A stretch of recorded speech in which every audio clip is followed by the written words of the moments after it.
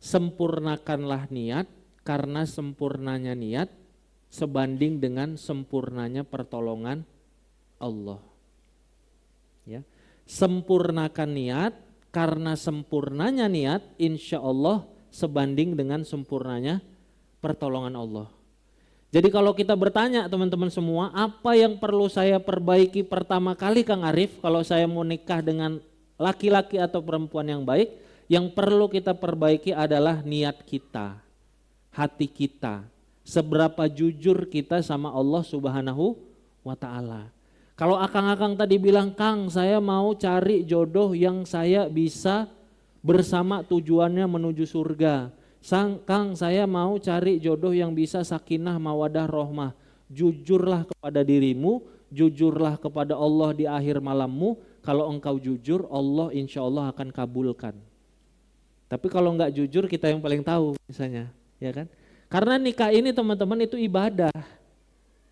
Namanya ibadah, Allah insya Allah pasti akan tolong ketika kita jujur kepada Allah Subhanahu wa ta'ala. Benar lurus niatnya. Makanya kalau kita lihat ada orang, beliau itu bisa jadi pemulung, bisa jadi jualan sate. Ketika dia jujur niatnya pengen berangkat haji, ditolong Allah. Ya kan, banyak itu kan kisah-kisah seperti itu. Tapi ada orang yang kaya, dia bilang, iyalah besok saya mau naik haji gitu kan. Iyalah 2 tahun lagi. Kenapa enggak tahun ini, nantilah lagi sibuk gitu ya. Tahun depan, enggak, berangkat juga. Kenapa? Karena dia belum jujur sama Allah tentang niatnya untuk naik haji.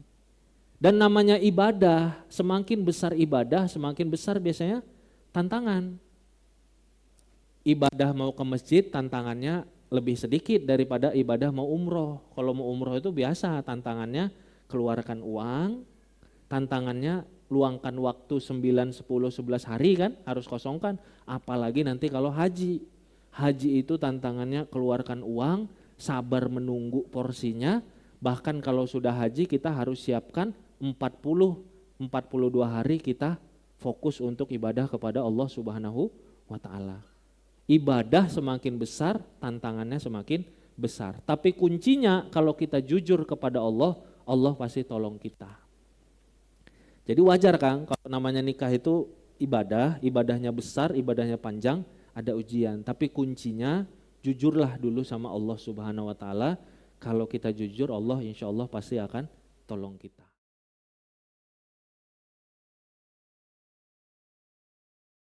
Bisa jadi gagal dulu dalam ta'arufnya, bisa jadi dimarahin dulu sama calon mertua terus nggak jadi, kan bisa jadi ya. Bisa jadi kemana dulu mentok dan lain sebagainya. Doa kita itu dikabulkan belum tentu sesuai dengan imajinasi kita. Tapi Allah mengabulkan doa insya Allah. Makanya yakinlah dan tetap sabar dalam doa.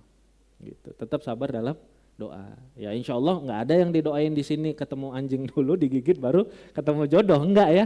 Tapi maksudnya itu bisa jadi ada lika-likunya Kang, bisa jadi. Dan namanya sesuatu yang luar biasa pasti perlu perjuangan. Kita juga kalau mau punya rumah impian sudah wayahna, pasti yang kita bayangkan adalah menabung hasil gaji, menabung hasil usaha kan gitu ya. Kemudian kita cicil untuk beli tanah, kemudian kita udah pasti bayangan kita kalau sesuatu yang luar biasa pasti sesuatu yang kita perjuangkan. Dan namanya jodoh istri yang solehah, teteh-teteh suami yang soleh, bayangannya juga bisa jadi sesuatu yang kita perjuangkan. Salah satunya perjuangkanlah di akhir malam di hadapan Allah Subhanahu wa ta'ala dengan doa, keyakinan, bahkan dengan tangisan kita. Ya, kalau sekarang kita berdoa, menangis di hadapan Allah, belum ketemu jodohnya, mudah-mudahan dengan yakin, percaya, berbaik sangka sepenuhnya, bisa jadi Kang Arif doakan bertahun-tahun kemudian bisa jadi teman-teman menangis juga, tapi karena bersyukur, ya Allah terima kasih. Saya sudah dikasih istri yang taat, ya Allah terima kasih. Saya sudah dikasih suami yang sabar, suami yang soleh. Sama-sama nangis tapi yang nanti mudah-mudahan nangisnya dalam kesyukuran. Nah, sebelum nangis dalam kesyukuran dalam doa, nangislah dulu dalam harapan. Ya, nangislah dulu dalam harapan. Jadi jangan enggak berdoa, jangan enggak meminta, jangan enggak menangis di hadapan Allah Subhanahu wa ta'ala. Dan kita lemah, kita enggak mampu.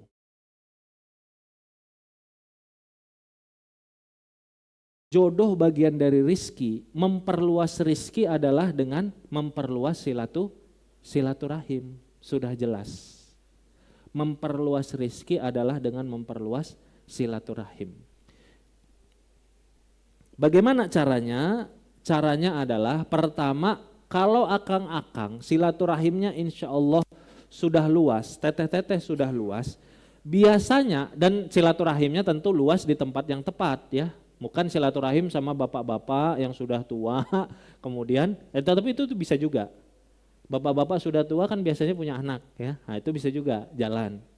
Teteh-teteh juga sama, kalau silaturahim luas, intinya silaturahim luas akan membuka jalan rizki, akan membuka jalan jodoh insya Allah. Maka luaskanlah silaturahim. Luaskan silaturahim.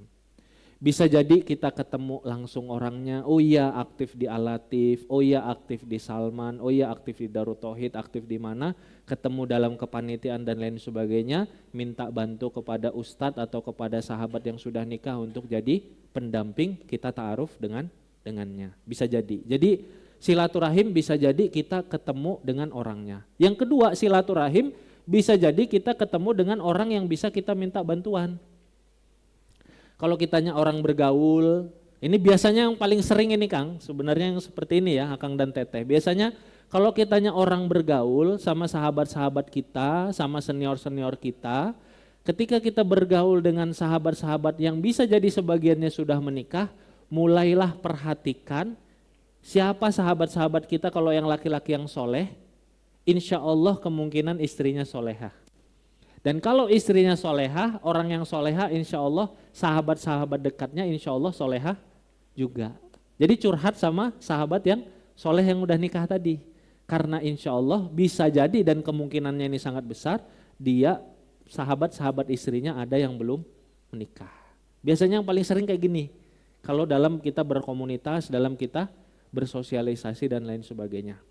Atau bisa jadi kita minta bantuan kepada ustadz atau guru kita.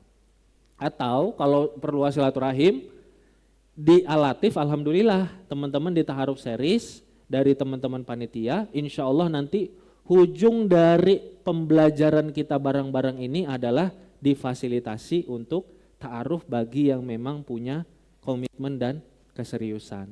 Hadirnya sering hadir, kemudian dia sudah cukup paham dan lain sebagainya. Nanti ada tahapan-tahapannya. Jadi kalau bagi Kang Arif yang ahwat, yang ikhwan ini silahkan untuk dimanfaatkan. Gak banyak masjid yang mengurusi urusan umat kaum jomblo-jombloan, jomblowati seperti Al-Latif ya. Ada beberapa tapi gak banyak. Nah ini alhamdulillah Al-Latif ngasih kesempatan, ya silahkan bersilaturahim, bersosialisasi, ngobrol, ngumpul, ikut di Ta'aruf Series. Nanti di ujungnya mudah-mudahan termasuk yang bisa difasilitasi. Kemudian teman-teman ketemu orangnya, ketemu orang yang bisa diminta bantuan, tadi ya sahabat kita yang sudah nikah, ustadz atau ustazah kita, guru kita, murabi-murabiah kita, kiai-nyai kita, atau tadi seperti Al-Latif, justru ada kepanitiaan, ada kajian yang justru memang bisa memfasilitasi. Ya, jadi seperti itu. Kalau misalnya yang terakhir sebagai penutup, Kang, boleh nggak saya nyarinya di sosial media? Ya kan, ini kan pertanyaan khas banget ya sama Gen Z ya. Boleh nggak saya nyari di sosial media? Boleh nggak saya ikut ta'aruf yang difasilitasi Biro Jodoh, Biro Ta'aruf online misalnya? Prinsipnya, kalau Kang Arif ya, ini pemahaman Kang Arif, prinsipnya yang paling baik adalah sesuatu yang kita secara hadir langsung bersosialisasi, bergaul di lingkungan tersebut. Jadi yang paling baik itu yang ada rekomendasinya. Tapi nggak semua orang dikasih anugerah seperti itu, kan gitu ya. Nggak semua orang tinggal di Bandung. Banyak tuh yang curhat sama Kang Arif, Kang gimana? Saya ini di pedalamannya Sulawesi, boro-boro ya datang ke masjidnya aja adanya cuma untuk sholat 5 waktu, nggak ada kajian dan lain sebagainya. Gimana saya bisa difasilitasi? Jauh banget kayak Al-Latif, jauh banget kayak masjid-masjid besar. Saya minta bantuan ke ustadz, di sana juga imamnya nggak mau ngurusin hal yang seperti itu, gitu ya. Saya nanya ke teman-teman yang di situ yang sudah nikah, disuruhnya malah pacaran, disuruhnya malah aktif untuk cari pacar dan lain sebagainya. Maka kalau misalnya kita merasa ikhtiar kita dari jalur ini kira-kira belum ketemu, boleh-boleh saja. Yang penting cari tahu, kalau teman-teman di Biro Ta'aruf online, cari tahu siapa yang memimpinnya. Ustadznya itu harus jelas, pemimpinnya itu harus jelas. Yang kedua, cari tahu edukasinya. Jadi ta'aruf itu bukan ada CV diceplokin gitu ya, atau CV teman-teman ditaruh di Instagram kemudian udah silahkan hubungi gitu ya, kayak dilepas saja gitu.